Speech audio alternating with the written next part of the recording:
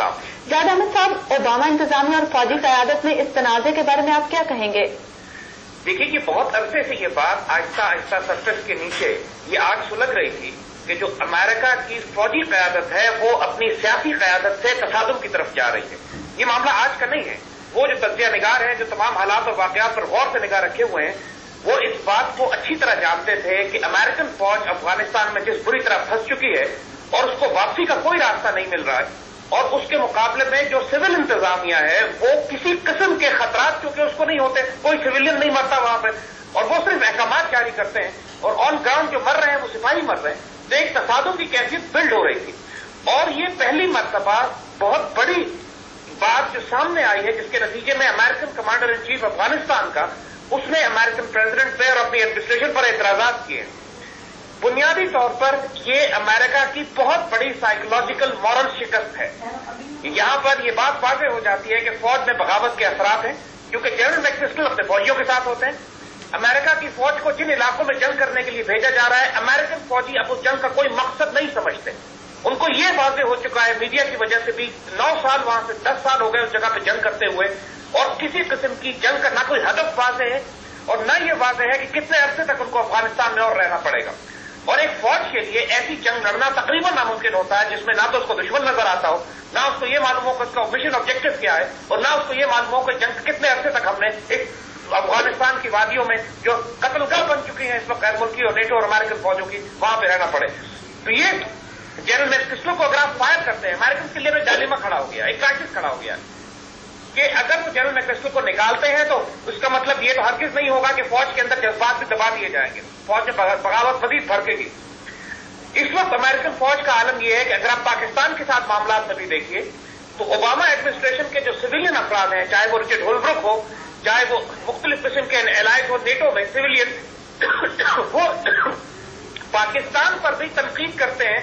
तो उस वक्त अमेरिका की मुसल्लह अफवाज आकर पाकिस्तान का दिफा करती है। इसलिए कि मिसाल के तौर पर जब पिछले दिनों लंदन स्कूल ऑफ इकोनॉमिक्स की रिपोर्ट आई जिसमें कहा गया कि आईएसआई के अफगान तालिबान के साथ ताल्लुकात हैं, तो उस पर अमेरिकन जनरल ने कमेंट दिया कि पाकिस्तान ने अगर तालिबान के साथ ताल्लुकात हैं भी तो उसमें कोई खराबी नहीं है, आपको गलत अफराद के साथ दुश्मनों से ताल्लुकात रखने पड़ते हैं ताकि आप उनके दरमियान जासूसी कर सकें और इंटेलिजेंस गैदर कर सकें। यानी साहब, बाद हल्कों का यह भी ख्याल है कि सदर ओबामा और नायब सदर जो बाइडेन अफगानिस्तान से अगले साल फौजी इनखला शुरू करने के हक में है, जबकि वजीर दिफा रॉबर्ट गेट्स, डेविड पैट्रियट और स्टैनली मैक्रिस्टल इसके खिलाफ हैं। इस बारे में क्या कहेंगे आप?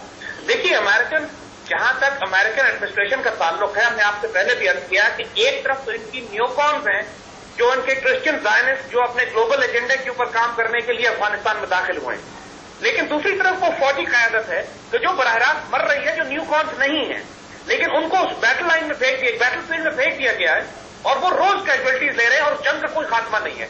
तो ये तसादुम की मुख्तलिफ लॉबीज बनी हुई हैं। बुनियादी तौर पर फौज और उनके सिविलियन इदारे जो है उसके दरमियान ये तसादुम पुराना है। फौज अफगानिस्तान से निकलना भी चाहती है मगर साथ साथ वियतनाम वाली जिल्लत भी नहीं चाहते ये। वो ये चाहते हैं कि किसी तरीके से अफगानिस्तान में रिकन्सिलिएशन का प्रोसेस शुरू किया जाए। यानी अमेरिकन आर्मी का हाल ये है कि वो तालिबान से राब्ते में है।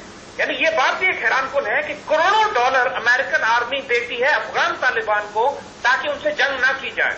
यानी ये इतनी शर्मनाक बात है अमेरिकन आर्मी के लिए भी और अमेरिकन गवर्नमेंट के लिए भी कि ये बातें अब सामने आनी, कांग्रेस की रिपोर्ट में ये बात सामने आनी शुरू हो गई है कि ये नेटो के जो काफिले गुजरते हैं पाकिस्तान से और जो अफगानिस्तान के मुख्तलिफ इलाकों तक काफिले जाते हैं, इन काफिलों की सिक्योरिटी पर अफगान तालिबान मामूर है, जिनको पैसे दिए जाते हैं अमेरिकन गवर्नमेंट की, अमेरिकन आर्मी की तरफ से, और नेटो पैसे देती है अफगान तालिबान को कि आप हम पे हमले ना करें।